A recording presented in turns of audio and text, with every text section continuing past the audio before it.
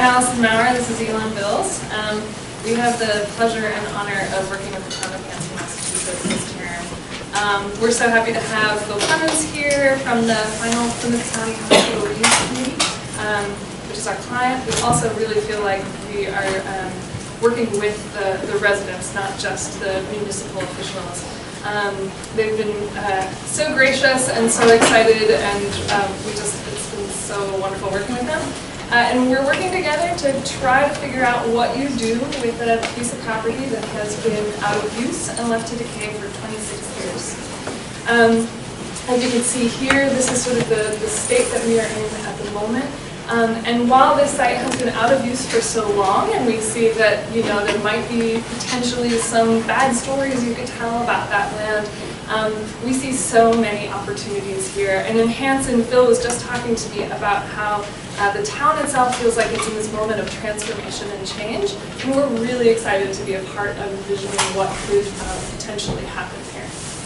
Originally, the land was used as a tuberculosis sanatorium. The building was built in 1919. You can see it's a gorgeous structure. The thought was that tuberculosis was best dealt with for kids by letting them spend a lot of time outside, enjoy the sun and the fresh air.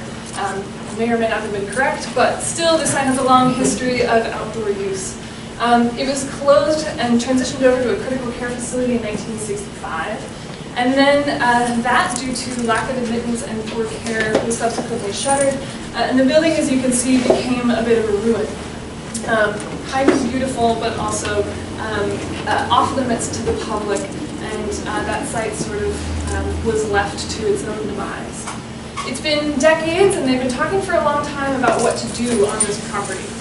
There were many proposals, some development, senior housing, community centers. This Facebook survey, which I find so awesome, there was thought that the building, which was a ruin, you could leave it how it is, perhaps a dog park, or you could blow it up for a Hollywood movie. Not the most popular option, but kind of a fun one. The final Plymouth County Hospital Reuse Committee, our client, was formed last year.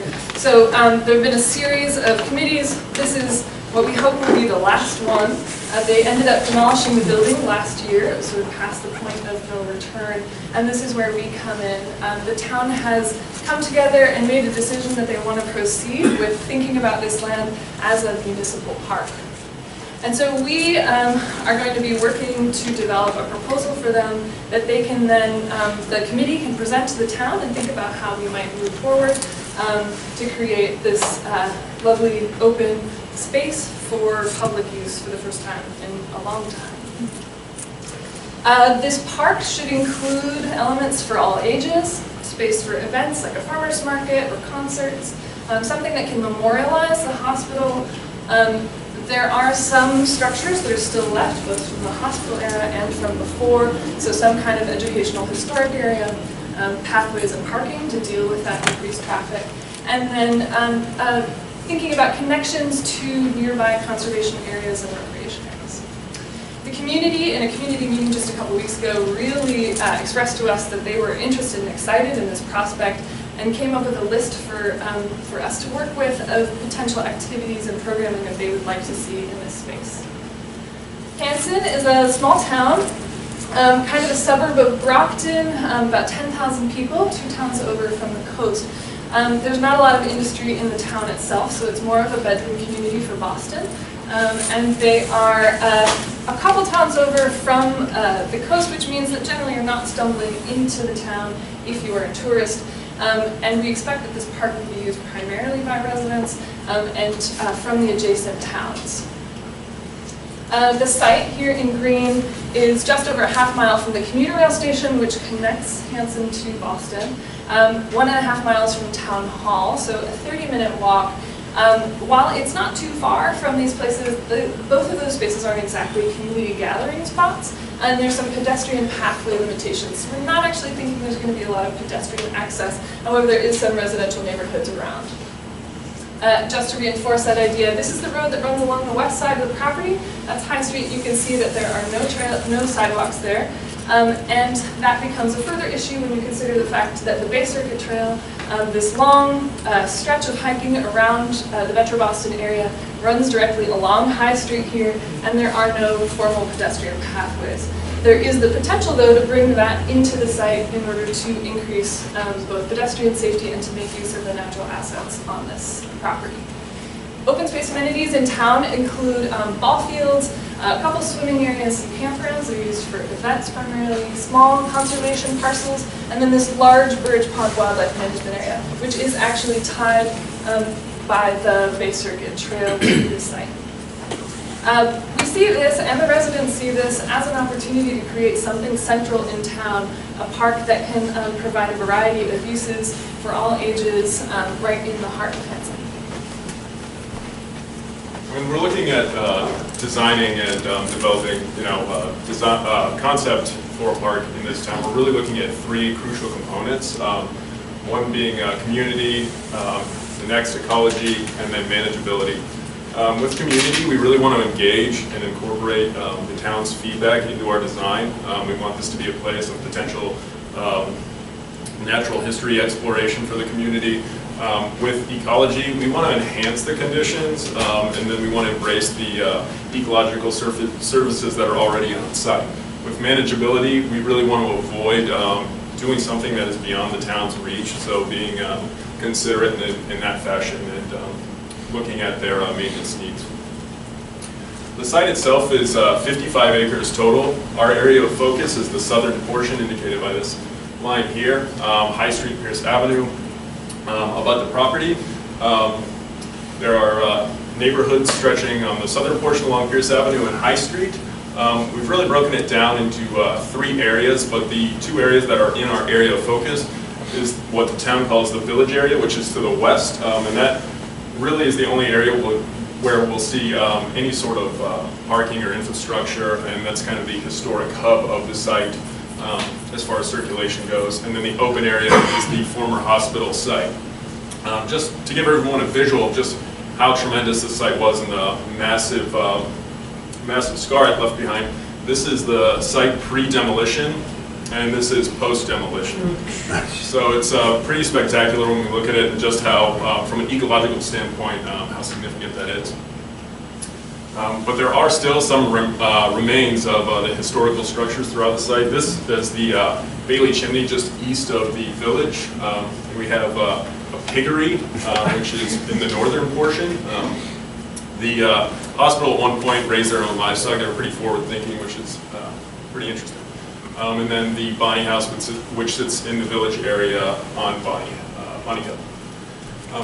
The way vehicles and humans interact with the space as it sits now, the primary vehicular traffic exists on Pierce Avenue and High Street, with parking in the village core and the main entrance in that village core as well. As far as human foot traffic, it's really undelineated right now. There is a delineated footpath that goes into this meadow area to the north, and then some undesired footpaths from the neighbors to the west, and they're actually using it in some portions as a dump. So we want to avoid that. And circulation will play a really big role in defining how we establish the way people move in and out of the site. This is, as it sits right now, it's not a highly trafficked area. We've observed no more than 3 vehicles in this village hub area, and that is the primary zone right now. There are 2 unused exits to the southwest along High Street and then to the south on Pierce Avenue. This is the main entrance to the site. That's a view of the Beekeepers Association and Food Pantry. Another unused, this is the High Street unused entry, so we can see it's kind of overgrown, but there's still some structures from the old entrance. And then all the way to the south of the site, the abandoned entrance along Pierce Avenue.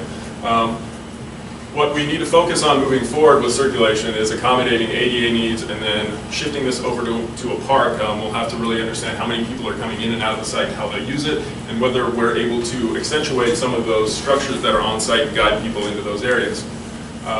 With slopes, the tremendous, or the area with most concerns to the southeast, kind of in this former hospital site, indicated here, and then some larger slopes to the east. Those are all 15% or greater in gray, and then 5% or less is in white. So there's a lot of areas that are flat, and the topography changes significantly as you move east. So this area of focus currently right now is unvegetated. So this is all fill from the former hospital site, and that's obviously a huge concern. We need to vegetate it in order to filter the water, avoid sediment runoff. This next shot is from the same spot, and we can see how it's impacting vegetation.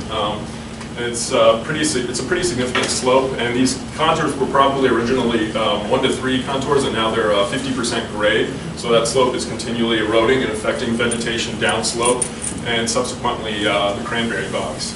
So moving forward in this design process, that'll be an area of concern, vegetating those slopes, and also if we can use this construction impediment to our favor, not looking at it as a constraint, but whether we're able to take some of this fill and move it off-site and shape some of the landscape.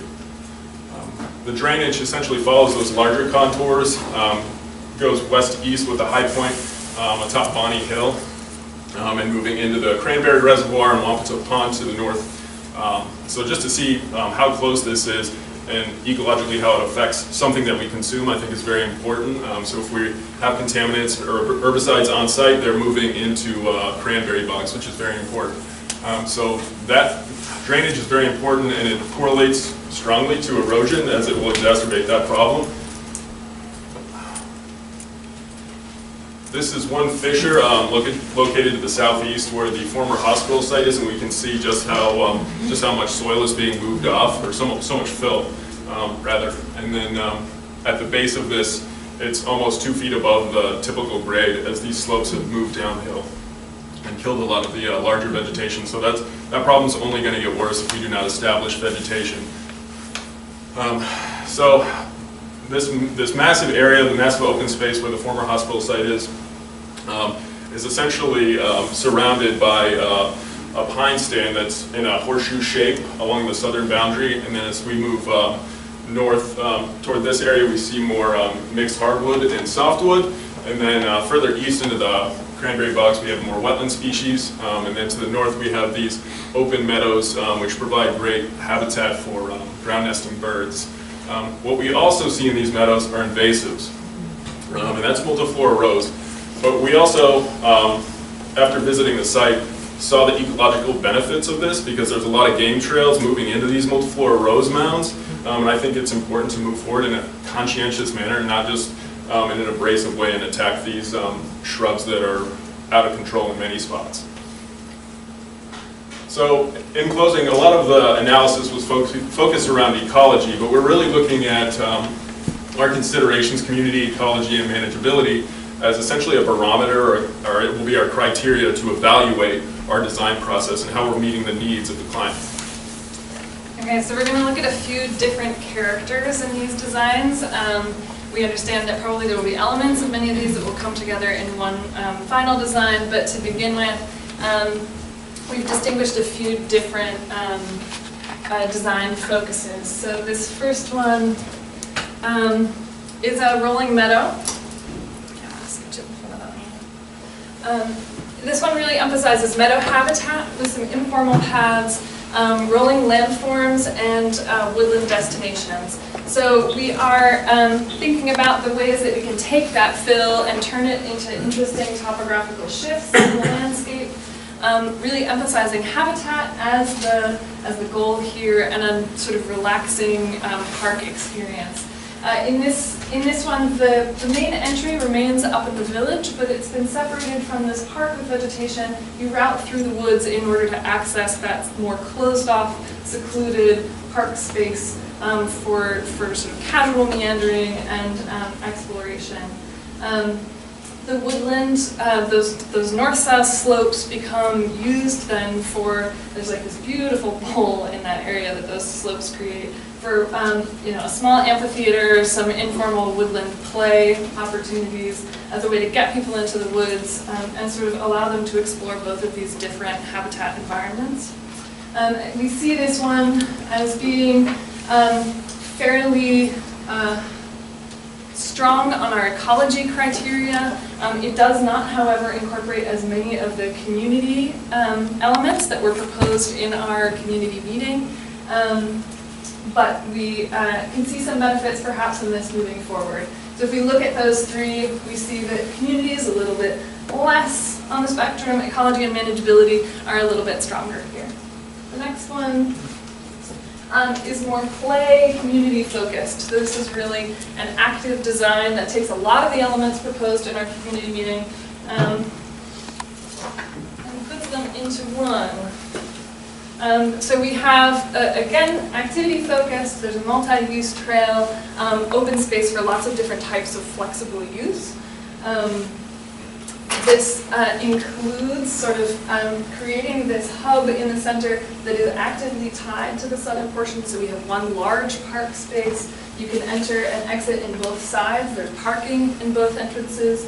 And also we are creating both flexible fields that can be used either for sports games or for a bocce court, which was raised at the meeting, and then having this central hub in the middle that rotates around this existing spruce that's beautiful, and perhaps a spiral mound that allows people to get some vantage point over the land, again using the fill and creating landforms with that land that needs to be shifted away from the edges.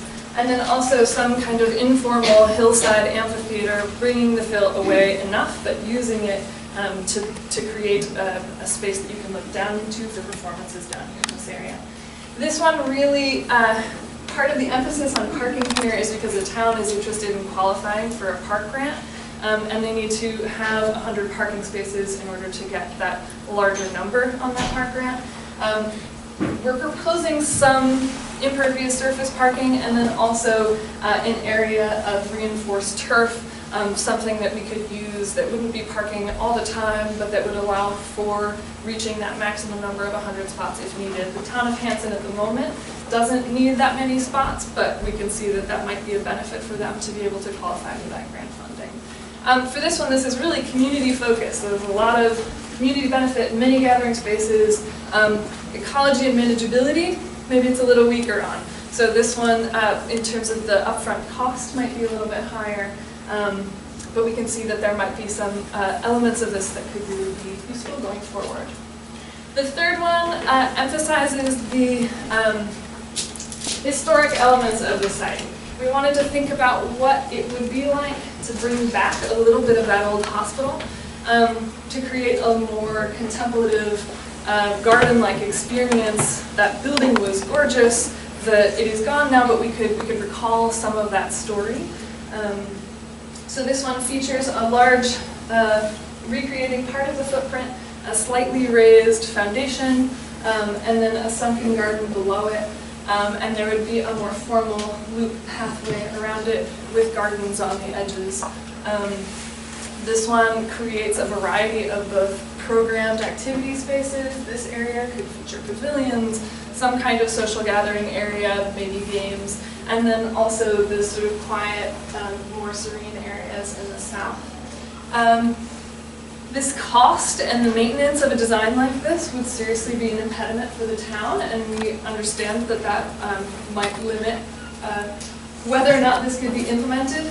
Just to mention, in a couple of these we're bringing back the maple alley, which is currently grown in, and could be used to direct people down to a space, again, in that woodland bowl area. We think there might be elements of this, though, that could be really useful going forward, since the town has considered this site to be important for so long, and the hospital itself, that building, as you saw in that Facebook survey, was really in people's minds for a long time. So having something concrete that recalls that history would be lovely going forward. Community, there's some activity opportunities here, perhaps ecology and manageability. This one is a little weaker.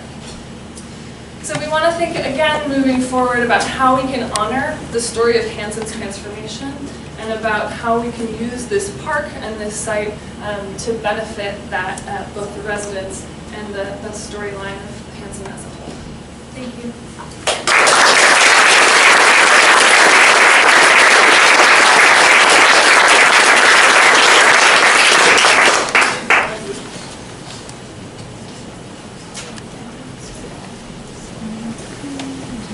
your presentation is very clear and comprehensive and graphically very appealing, so congratulations, well done.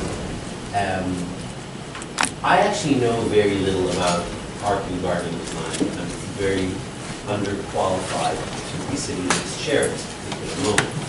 And I'm used to feeling inadequate, so that's okay. but one thing that you actually brought up twice in the last 5 to 10 minutes of the presentation was money. There's the issue of the grant, there's the issue of this one being more expensive. So my question is, it's all great that 43 people click that they want recreation, and they want a bocce court, and they want whatever. Do they want to see an increase to their real estate taxes? Because who's going to pay, not just to build this, but to maintain it? Just empty a trash can in a public space is a drain on town resources. We're talking about a town of 10,000 people. Everybody's going to feel that difference in their pocket, right?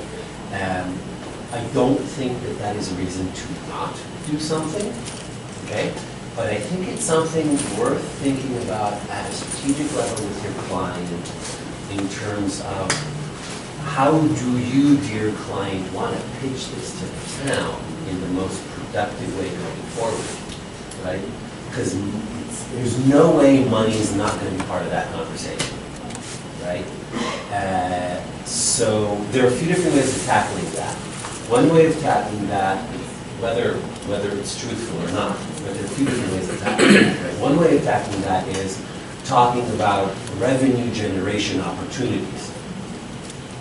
Is that really practical? Is that really possible? I don't know. It's worth discussing at the time. Another way of talking about is indeed from the capital investment perspective of what kind of grants can we tap into and whether we put amenities in the short to get those grants. Okay, great. Whether those grants are public or private, state, federal, whatever, right? Somebody else needs to help you out with that. It's not your job, okay?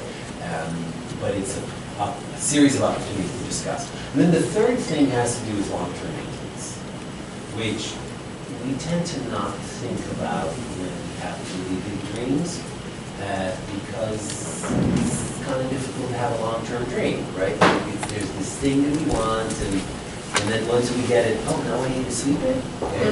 You know. So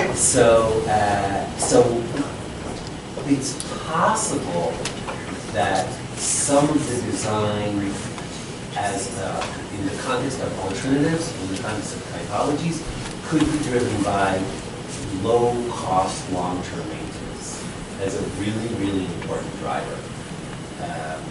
It's possible that that is baked in here somewhere, but it's not called out. It might be really important for your client to be able to point to it going forward when they go and have their conversations with the stakeholders that they need to engage. Okay, so I'm sorry that everything that I'm talking about is money, but I have a feeling that's going to be really important here. Because if the Jonathan Fogelson Foundation would magically have $65 million to invest in this, it wouldn't be a problem. But the Jonathan Fogelson Foundation doesn't even exist. And its goals are very different than this, right? So it's really important. It's really, really important, and I think that it's important for you to do the best job possible serving your client, serving their stakeholders, and recognizing that this probably is an issue, and it's an issue that needs to be dealt with at this level, because obviously the two of you as a team have an incredible capacity to produce a vision. Now let's make sure that that vision serves your client the best way possible. Okay, so I'm really curious to learn about this. Needs more substance. Well, first of all, I just want to compliment you. The designs are beautiful. The presentation was clear. I really followed through the entire thing. I loved the effective use of your photographs and your arrows. It really helped me understand what was going on at the site. So that was, I just want to give you that compliment. All three designs are beautiful. Jonathan, I agree with you 100%. Management and maintenance long-term are going to be probably the key driver behind these. And the community, I know you've had other community meetings, probably 2 at this point. 1 community meeting, okay, and then you've gotten a lot of feedback. I'm not exactly sure who those stakeholders are. I know you mentioned that there's some playing fields in town. Are there other playgrounds? Are there other parks? So how else are some of those needs being provided for in town? I'm just curious. I love the meadow idea, and I love that because from a long-term maintenance standpoint, it's a great option. We do a lot of that with our land trust clients because they are very limited in their funding.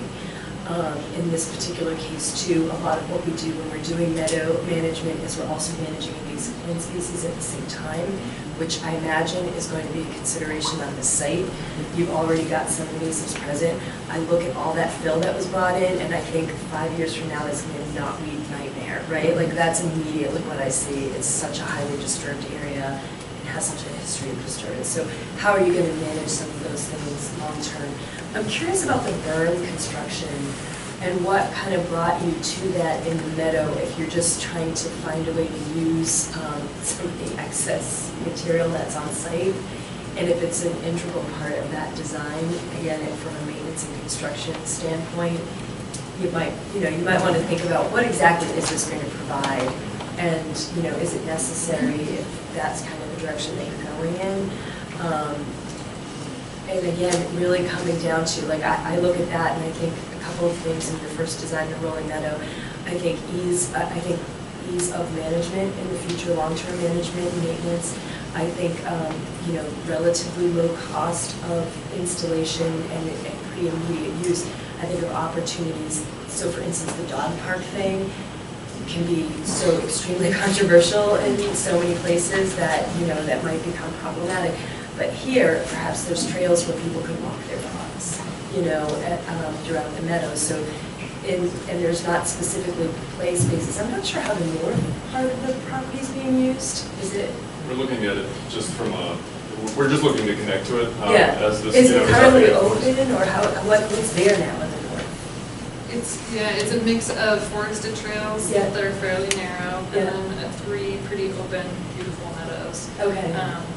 So the dream is to keep that, to provide them with some sort of basic management information about how to deal with that and integrate it into the southern portion of the site, but kind of leaving it as it is as a hiking area. Yeah. And there is a spot in the north where they connect to Wampatuck Pond. So thinking about that potentially as a boat launch of some informal kind. I think the access to that is still a question, but yeah. So I think don't underestimate the value of having those trails as a recreation and public use space, and a place to bring your dog for a walk, a place to walk with your children. And having a really nice network of trails is just so beneficial for a neighborhood and maybe for people coming from outside of the neighborhood, but it looks like you've got a lot of residential areas around there. If I can take my daily walks off the street and into the woods, I'm there, and that's hugely valuable to me, and I can see that being valuable to the community. So just putting all of those things together and thinking about that, and presuming there's probably available CPA funds for something, and there's grant money, so eventually you can come up with the money to perhaps build something. The long-term maintenance is, I agree with Jonathan, another constraint.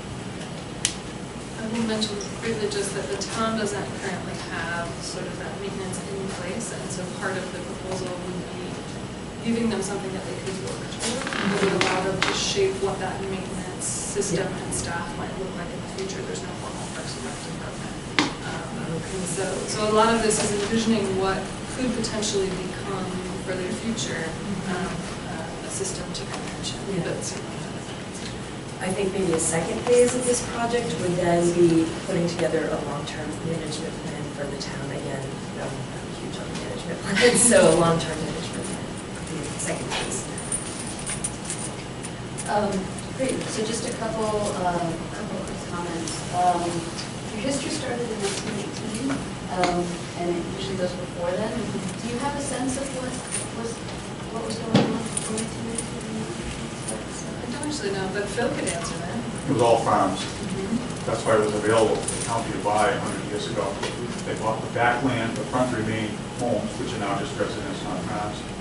and the county found it for 15 years. I mean, that they wanted farmland, and they got some, and that's why we still have meadows. They're the last ones.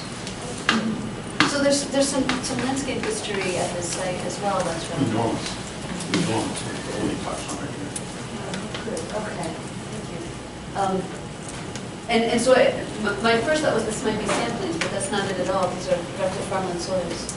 Right, it's the eastern slope of the glacial drumlin that's built on glacial till, and kind of a mixed bag, not river bottom, which is why farms were sort of not working that well. But if I may say, this is very inspiring. What some of us are trying to do, like I'm the clerk of the final Plymouth County Reuse Committee.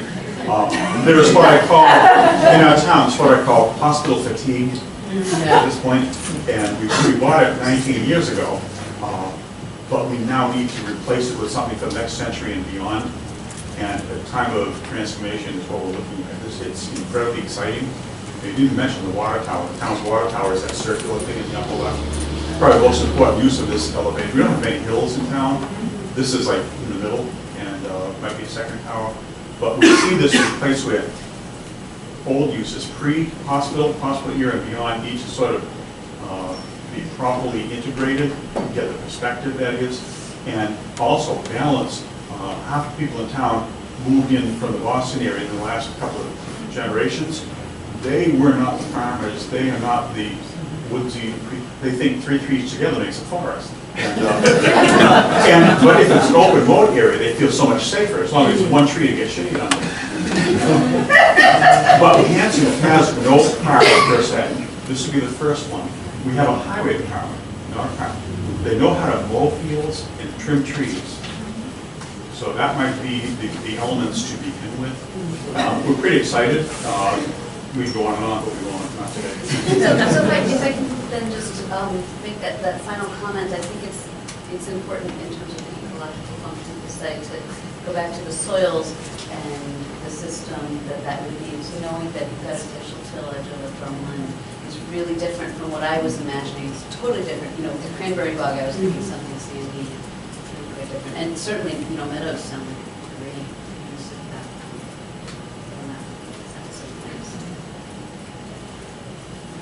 So that's Anyone else would like to comment or Also, question? our town administrator. Oh, please. Dennis is Mike. here too, if you want to say. The only thing that I'd like to comment is the wonderful work they've done. They really jumped in feet first. They've been engaging. There's an awful lot of back and forth. And on behalf of the Board of Selectmen, they couldn't be happier with the work that's going forward. And we really look forward, as Phil says, we're really excited about this. And for me to be able to see what I assume is not the final product, but pretty close to a final product. I think all these are great. I think this gentleman here did hit the nail on the head as far as some of my concerns, which is sustainability and money. But we're going to do our best to try to figure out how we're going to make one of these work. And we will make one of these work. And it really is, you know, it's really a credit to this school that, you know, we've come this far. I've been in town for about 2 years now. Phil has been in town for his entire life and has watched for the last 20 years or so. Unfortunately, a very beautiful building at one point just deteriorate and get to the point where, you know, I had to tear the thing down, and a lot of people in town were very upset with that we weren't able to do something with the structure itself, but it got to the point where it was a liability. It was, you know, what they call an attractive nuisance, and we had to bring it down. But what it has done is given us a completely clean slate on which, you know, we're trying to build now. And as Phil just mentioned, there are no real parks like this in town. Several different communities in the area have something like this, and we're really striving to, I don't know, keep up with the Joneses in a sense, but very, very happy. Do better than the Joneses. Yeah, better than the Joneses.